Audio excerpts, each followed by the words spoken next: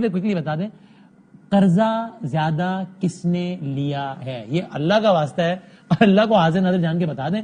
وہ اس لیے کہ یہ عجیب و غریب بحث ہے. خان صاحب میں بار بار بتاتے رہے 5 سالوں میں کہ دیکھو قیام پاکستان سے لے کے 2008 تک اتنا قرضہ ہوا. ان دو گورنمنٹس نے، نون اور پیپلز پارٹی نے اتنا لے لیا جتنا قیام پاکستان سے 2008 تک نہیں ہوتا. پھر نون کی گورنمنٹ نے اکیلے اتنا سارا لے لیا. اب نون والے کہتے ہیں کہ بھائی انہوں نے تو ہم سے بھی زیادہ لے لیا ہے. یہ کہتے ہیں کہ نہیں بھائی جان، ہم نے آپ کا لیا ہوا قرضہ واپس کیا ہے. یہ قرضہ کس نے کتنا لیا؟ اگر یہ آسان ترین کر کے بتا سکتے ہو تو یہ بتا دیں بھائی.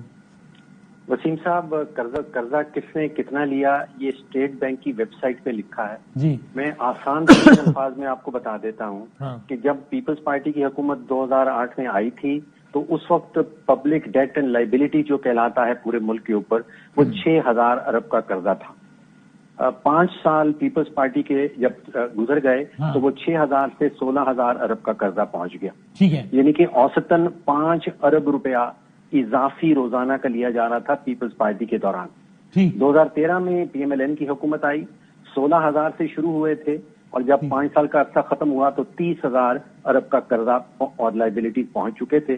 اوسطاً پی ایم ایل این والے 8 ارب روپیہ اور روزانہ کا اضافی قرضہ ہمارے قرضوں میں جمع کر رہے تھے. صحیح ہے. پھر پی ٹی آئی کی حکومت آئی 2018 میں، اس وقت پبلک ڈیٹ اینڈ لائبلٹی 30,000 ارب کے تھے. اب اسٹیٹ بینک ہمیں بتا رہا ہے کہ وہ 50,000 ارب سے تجاوز کر چکے ہیں. جتنے دن اور جتنے مہینے لگائے اس حساب سے 17 ارب روپے کا اضافی قرضہ جو ہے وہ روزانہ کا لیا جا رہا تھا.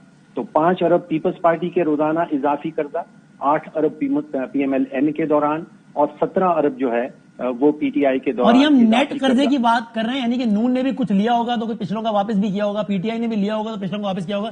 یہ مطلب میں نے 100 روپے آپ سے لیے اور 50 روپے مفتا صاحب کو واپس کر دیے، تو آپ یہ تو نہیں کہہ رہے نا کہ میں نے 100 روپے لیا ہے، میں نے 50 روپیہ لیا ہے نا. نیٹ قرضہ پوچھ رہا ہوں. جی، یہ نیٹ قرضہ جات کی پوزیشن آپ کے سامنے رکھی ہے.